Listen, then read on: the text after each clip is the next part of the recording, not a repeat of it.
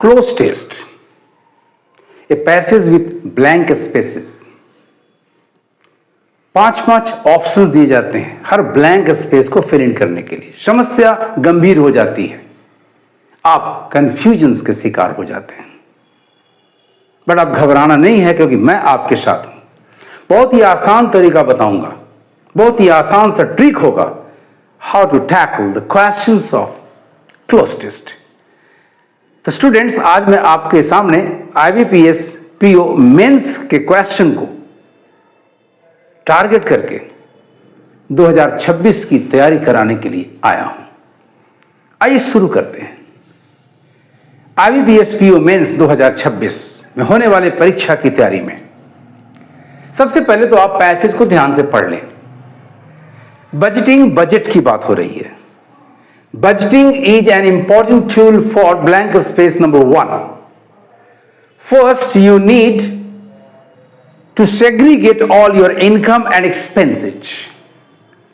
Now, categorize your expenses as blank space number 2. Important, important and very important. 3 groups हैं, 3 categories हैं. To prioritize them while settling them through your income, which is blank space number 3. Try to figure out ways in which you can increase expenses. Ensure your income exceeds the expenses with as wide a margin as blank space number 4. आप में से कुछ लोगों को तो शब्द भी महसूस हो रहे होंगे। The blank space number 5. Fund after meeting all the expenses would be your blank space number 6. It is only after you have assured savings that you can think of blank space number 7.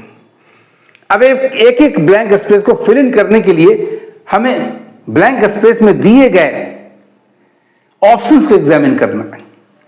अब बात हो रही है students यहां budgeting की, तो जाहिर है कि यहां नंबर 1 में बचत होना चाहिए। बजट हम लोग करके क्यों चलते हैं? ताकि बजट बनाकर जो खर्च हम करें, इनकम के साथ उसको मीट करके कुछ बचा लें। तो यहां बचत का अर्थ है, और बचत के लिए इंग्लिश इक्विवेलेंट क्या होती है? सेविंग्स। ऑलवेज प्लूरल याद रखिएगा। सेविंग तो किसी की रक्षा करने के लिए होती है। इसे देखते होंगे बैंक अकाउंट में भी सेविंग्स बैंक अकाउंट लिखा जाता है, नॉट सेविंग। तो फर्स्ट फिलर के रूप में हमारा वर्ड होना चाहिए सेविंग्स। देखते हैं ब्लैंक स्पेस नंबर 1 के ऑप्शंस वो कहां है? तो नंबर ए सेविंग है। सॉरी, ये मैदान से बाहर। प्रोटेक्टिंग, ये तो किसी को किसी चीज से बचाने, रक्षा के लिए होता है। Savings, this is the correct answer. Finance में यही टर्म यूज होता है। सेफगार्डिंग भी किसी को बचाने के लिए, डिफेंडिंग भी देश आदि की रक्षा करने के लिए होता है। सॉरी, ये सभी मैदान से बाहर हो गए। Right answer is option number C, that is savings. चलिए भर लेते हैं इसको। सेविंग्स।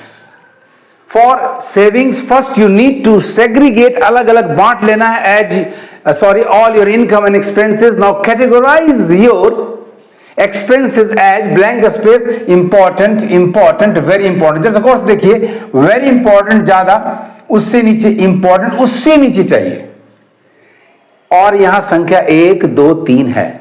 इसका मतलब सबसे कम सुपरलेटिव डिग्री की जरूरत है। अब इंपॉर्टेंट एक एडजेक्टिव है तो उसकी मात्रा होगी little positive degree, less comparative degree and list superlative degree, जिसकी यहां आवश्यकता है। तो नंबर 2 के ऑप्शंस को देखिए तो लिटिल होगा नहीं क्योंकि हमें सबसे कम चाहिए, लेस होगा नहीं, कंपैरेटिव डिग्री नहीं चाहिए, हमें सुपरलेटिव चाहिए, वेरी ऑलरेडी ऊपर में पहुंचा हुआ है, list, this is the correct answer. More की जरूरत नहीं है, सबसे कम, उसके बाद वेरी इंपॉर्टेंट। तो ब्लैंक स्पेस नंबर 2 में आपका आ गया list important. List important, important and very important to prioritize them while settling them through your income। और इनकम जनरली इंसान का लिमिटेड होता है, बहुत ज्यादा नहीं होता है, क्योंकि आप एक नंबर से कमाई करते हैं। तो यहां पर लिमिट का सेंस आ रहा है ब्लैंक एक्सरसाइज नंबर 3 में। तो limited, this is the correct answer, mark A as your answer. Unlimited होगा नहीं, too much, more than required का सेंस नहीं है, मच भी यहां नहीं चलेगा, ए लॉट भी यहां यूजलेस है। Right answer is option number A, that is limited. बहुत ही आसानी होगी मेरे स्टूडेंट्स ब्लैंक स्पेसेस को भरने में, पैसेज को ग्रामेटिकली एंड कंटेक्चुअली मीनिंगफुल बनाने में। Try to figure out ways in which you can increase expenses, ensure your income exceeds the expenses. भाई एक्सपेंसेज से ज्यादा इनकम होगा तभी तो बचत करेंगे।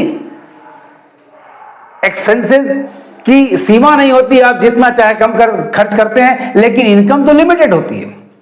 तो बढ़ाना है with as wider a margin, why उतना ही वाइड जितना संभव हो। अब संभव के लिए देखिए यहां पर ब्लैंक एक्सरसाइज नंबर 4 में दिए गए वर्ड्स को देखिए। प्रोबेबल ये काल्पनिक होता है, सॉरी मीनिंग लगभग सेम होता है।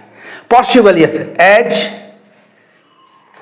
पॉसिबल, तो यहां पॉसिबिलिटी का सेंस आ रहा है, जो कि वास्तव में हम कर सकते हैं। इम्पॉसिबल का सेंस होगा नहीं, रिक्वायर्ड एंड नेसेसरी भी यहां यूजलेस है। Right answer is number B, that is possible to fill in blank space number 4 with as possible.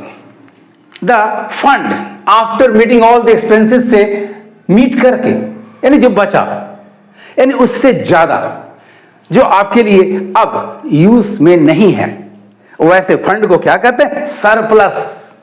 बोलचाल में आप एक्स्ट्रा बोल देते, but extra is not a financial term.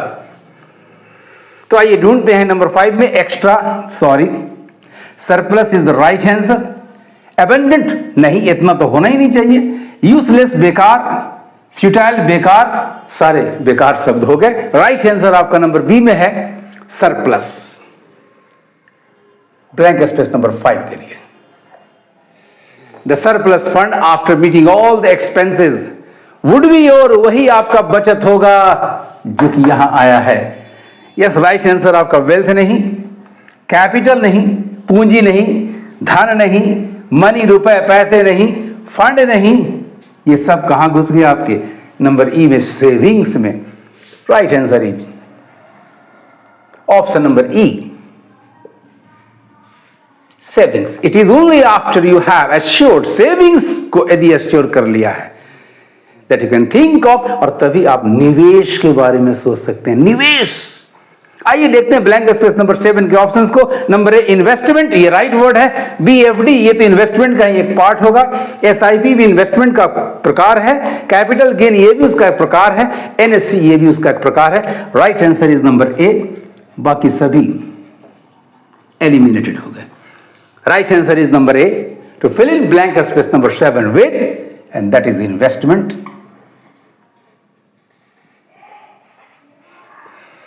लो, आपका पैसेज कंटेक्चुअली मीनिंगफुल तरीके से पूरा हो गया। अब इसको आप एक बार पढ़ लें। Budgeting is an important tool for savings. First you need to segregate all your income and expenses. Now categorise your expenses as list important, important and very important, to prioritize them while settling them through your income, which is limited.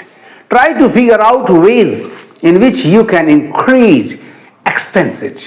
Ensure your income exceeds the expenses with as wide a margin as possible. The surplus fund after meeting all the expenses would be your savings, और इसी की जरूरत होती है students. It is only after you have assured savings that you can think of investment. तो जब आप अपने सेविंग्स को एश्योर कर लेते हैं, तभी आप इन्वेस्टमेंट के बारे में सोच सकते हैं। बोलिए कितनी आसानी से एक एक वर्ड को आपने फाइंड आउट कर लिया, और आपका पैसेज कंटेक्चुअली मीनिंगफुल अंदाज में, वे में कंप्लीट हो गया। आपको मेरे टिप्स कैसे लगे कमेंट जरूर करें। इस वीडियो को हाइप, लाइक और शेयर करना कतई नहीं भूलें। Thank you for watching my video.